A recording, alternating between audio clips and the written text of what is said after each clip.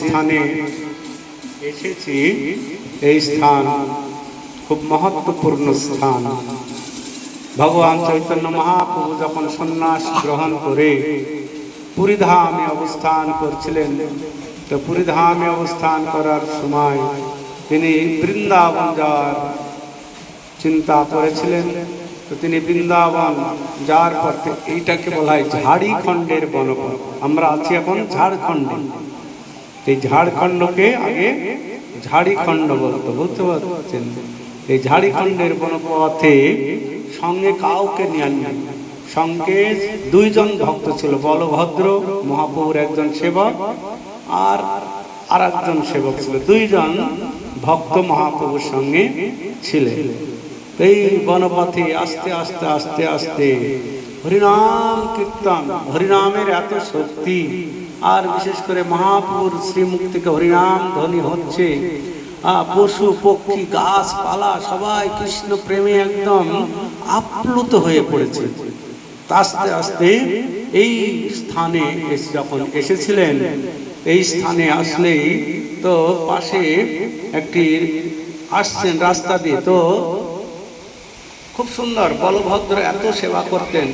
মহাপ্রভু যখন ওই গ্রামে যেতেন বা কিছু চাল ডাল সব কিছু শাকসবজি দিয়ে রান্না করতেন, তো মহাপ্রভু যখন এই জঙ্গল দিয়ে আসতেন আর বলভদ্র মহাপ্রভুর সেবক এই বনের শাক ফল আদি সব কিছু দিয়ে রন্ধন করতেন। বিশেষ করে এই বন্য শাক, এই বনের শাক যখন রান্না করতেন আর মহাপ্রভুকে সেবা দিতেন, মহাপ্রভু এত খুশি হতেন। মহাপ্রভু বলভদ্রকে আলিঙ্গন করে বলতেন, বলভদ্র তুমি আমাকে বড় সুখ দিলে, এই বনপথে আমাকে কোনো কষ্টই পেতে হয়নি, তোমার এই যে সেবা, বলভদ্র প্রভুর এই সেবাতে। তো আস্তে আস্তে এখানে রাস্তায় একটা বাঘ শুয়ে আছে। তো বাঘ শুয়ে আছে, মহাপ্রভু হরিনাম করতে করতে করতে করতে আসছে, তো বাঘের গায়ে পা লেগে গিয়েছে। আর পা লেগেছে, বাঘ উঠে তখন মহাপ্রভু কহ কৃষ্ণ কৃষ্ণ কহ, একদম বাঘ উঠে কৃষ্ণ কৃষ্ণ কৃষ্ণ বলে নাচতে শুরু করেছে। তো এই দেখা দেখে আরো সমস্ত বনের পশুরা সব ছুটে এসছে। বাঘ এসছে, ভাল্লুক এসছে, হাতি এসছে, হরিণ এসছে, খরগোশ এসছে, সাপ পর্যন্ত এসছে। এই যে দেখছেন আপনারা এই ছবিগুলো, এই ছবিগুলো কত সুন্দর এখানে করেছিলেন। বাঘ ভাল্লুক সব হাতি সবাই এসে হরিনামে নৃত্য করতে লাগলেন। আর পরে মহাপ্রভু মধ্যাহ্নকালীন সময়ে এইখানে আমরা যেখানে বসে আছি, এইখানে তিনি কি করলেন না, এই নদীতে, এই যে সুন্দর নদী, এইখানে এই নদীতে ঝর্ণা নদী, এখানে স্নান করছেন। এইরকম সময় একদল হাতি এসেছে। হাতি এসে জল পান করবে, পান করার জন্য জল পান করছে। আর মহাপ্রভু হাতে এরকম জল তো সবাই হাতির গায়ে ছড়িয়ে বলছে, কহ কৃষ্ণ কহ কৃষ্ণ কহ কৃষ্ণ বলো। আর হাতি সবাই কৃষ্ণ নাম করে নাচতে শুরু করলো। আর সব বাঘ ভাল্লুক হাতি সব চলে আসলো।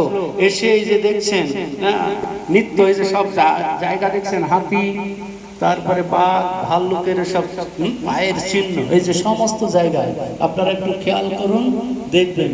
কেন মহাপ্রভু যখন হরিনাম করছিলেন, হরিনামের পরে এই পাথর পর্যন্ত বলে নরম হয়ে গিয়েছিল। তার জন্যই পদচিহ্ন সকলে, হরিনামে পাথর গলে যায়। তো তার একদম জ্বলন্ত দৃষ্টান্ত আমরা যেখানে বসে আছি সেখানে। এবং মহাপ্রভু তার চরণ চিহ্ন এখানে রেখে গিয়েছেন, যাতে সকল মানুষ, আমাদের না দেখলে তো কিছু বিশ্বাস হয় না, হয় তো মহাপ্রভু সেই জন্য কৃপা করে ওনার চরণ চিহ্নই দেখুন এখানে রেখেছেন। কত সুন্দর। তো আমরা বিশ্বাস করতে পারি। এই যে চৈতন্য চরিতামৃত গ্রন্থ যারা পড়েছেন, তা মহাপ্রভুর এই ঝাড়িখণ্ডের বনপথে বৃন্দাবন যাত্রা সুন্দরভাবে আপনারা পাবেন, ওখানে পড়বেন। আর এই স্থানের কথাও বর্ণনা করা আছে। তো এখানে আমরা প্রণাম করব। এবং মহাপ্রভুর কাছে প্রার্থনা করব যেন মহাপ্রভু চরণে আমাদের রতিমতি থাকে, ভক্তি বর্ধিত হয়। এবং আমরা এখানে এই বছর আমার বহুদিনের আশা ছিল, যখন আমি বাড়িতেই চৈতন্য চরিতামৃত পড়তাম ছোটবেলায়, তখন আমি এইটা ছিল কবে যাব, এখানে কবে যাব। তারপর ইস্কনে যোগদান করলাম, কিন্তু এখানে আর আশা হয় না, আশা হয় না। তো আমাদের সুনীল প্রভুর কৃপায়, হ্যাঁ, উনি বললেন আমরা ঝাড়খণ্ডে যাচ্ছি। তো আমরা বললাম আমরাও তাহলে যেতে পারি কি? বললাম হ্যাঁ। তো প্রভুর কৃপায় আমরা এখানে এসেছি, তো দর্শন করছি, খুব ভালো লাগছে এইখানের পরিবেশ। এবং এখানে সুন্দর মন্দির আছে, বেশ কিছু সাধু সন্ত আছে, সুন্দরভাবে ভগবানের সেবা পূজা হচ্ছে, পঞ্চদত্ত আছে, গৌরনিতাই, জগন্নাথ, বলদেব, সুভদ্রা মহারানী। তো খুব সুন্দর সেবা পূজা চলছে। আমার সব থেকে ভালো লাগছে কত সুন্দর নদী। সুনীল প্রভু আমাকে খুব বলছিল যে প্রভু এখানে গেলেই মন অন্যরকম হয়ে যায়। তো সত্যি আপনাদের কেমন লাগছে? এই যে এত সুন্দর ঝর্ণা নদী বয়ে চলেছে, এবং মহাপ্রভুর যে সাক্ষাৎ চরণ চিহ্ন এবং হাতি সকলের চরণ চিহ্ন আমরা দেখতে পাচ্ছি, কত ভালো লাগছে। তারপরে সকালে আমরা কত সুন্দর মুড়ি প্রসাদ পেলাম, ভালোই লাগলো, মুড়ি চপ। তারপরে আবার রন্ধন হচ্ছে, দুপুরবেলায় প্রসাদ হবে।